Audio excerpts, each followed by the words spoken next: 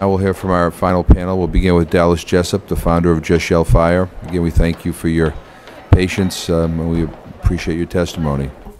Congressman McGovern and others, I'm here as the founder and spokesperson for the nonprofit Just Yell Fire. Our mission is to empower girls aged 11 to 19 to defend themselves and fight back against the predators and modern-day slave traders.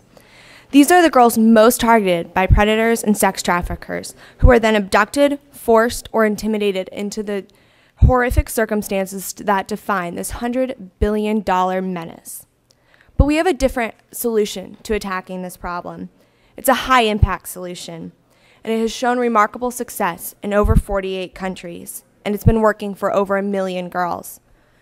In the Just Yell Fire solution, it is the teenage girl on the front lines of human trafficking who becomes the hero who will put the end to human trafficking in this generation. Now I'll admit, it's a scary thought thinking that we're putting our bet on the average 14-year-old girl who could walk through a room full of leopards and not notice because she's text messaging and she's naive beyond belief. However, with this certain type of education, a combination of danger avoidance, rights awareness, and getaway skills, the teenage girl becomes the most effective weapon against the traffickers. Now, police can't be everywhere, and parents can't be everywhere. So girls are having to learn how to defend themselves. And here's how we're doing it.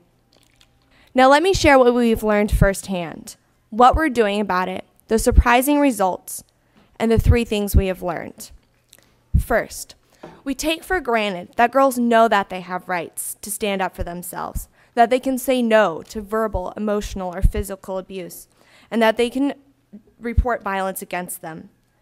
But a lifetime of do what you're told, do what the adults say, and don't talk back has told girls that they don't really have these rights. And I know this because I speak at dozens of schools across the country and internationally. And every time girls come up to me after, telling me about how they've been abused at home, how a boyfriend's raping them, and they didn't know that they could stop that until I spoke to them. So we have to remind girls that they have rights. And second, we've learned that teenage girls are naive and have no clue as to the dangers they face every single day. They don't believe that the dangers are real, and they don't know what to look for. So we must arm them now with that knowledge. Give these girls a basic danger awareness and avoidance education.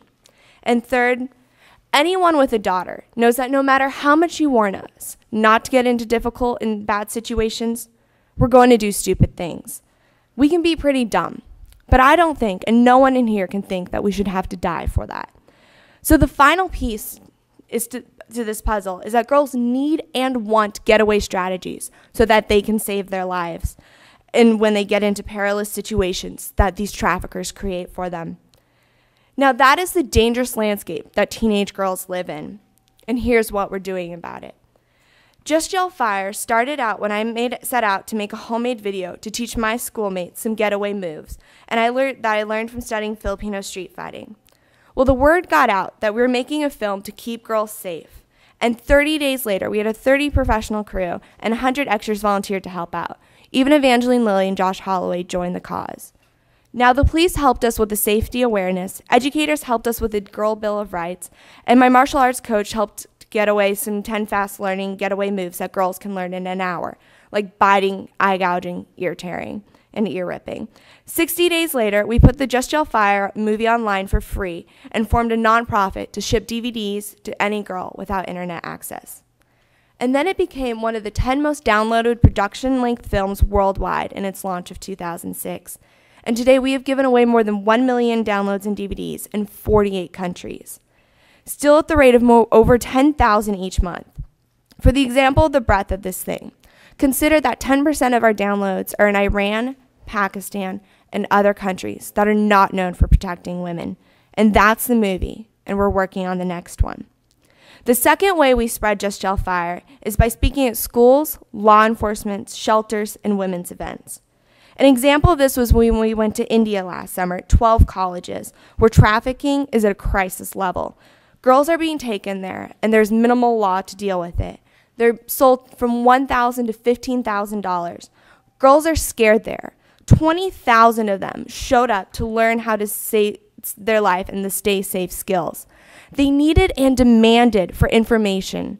And we speak at upscale prep schools and sometimes more challenging urban schools. I talked to groups of girls in the system to connect with parents and teachers, and we're going to Australia this summer. And last, because I can't be everywhere, we are leveraging Just Yell Fire with the Train the Trainer classes where we teach teachers, coaches, and parents and police how to present the information to keep our girls safe. Now, these events are usually sponsored by local businesses, parents, and organizations. Now, the way we can track our results is anywhere from 500 to 1,000 emails a day. Parents write us to thank us for protecting their daughters from being abducted. Now, AIDS orphan shelters in Africa wrote to tell us that their kids are being raped on the streets, but they're training them with our tools. And now we have 100,000 stories like that. And I would ask today that we accept that the trafficking of teenage girls is not an impossible social problem. It must and it can be stopped.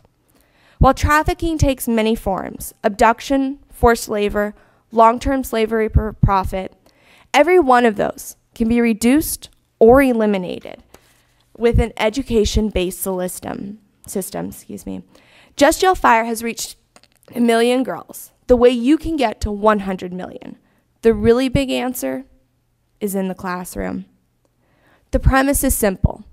If you make self-defense, personal rights awareness, and danger avoidance mandatory as a part of health class or PE every year for every teen girl, within a few years, you will have the most powerful generation of girls in the history of mankind.